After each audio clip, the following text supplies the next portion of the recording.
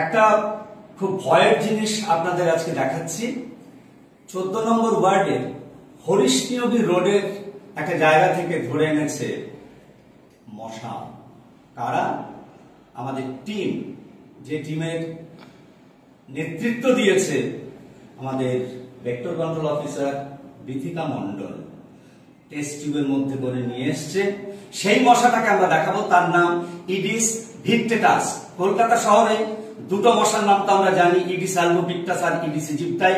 এই দুটো মশা ডেঙ্গু ছড়ায়, কিন্তু ইডিস ভিক্টেটাস একটা নতুন প্রজাতির মশা। এটা আমরা এই নিয়ে দ্বিতীয়বার পেলাম, যার পেছনেও রয়েছে কাহিনী। এও নাকি ডেঙ্গু ছড়াতে পারে।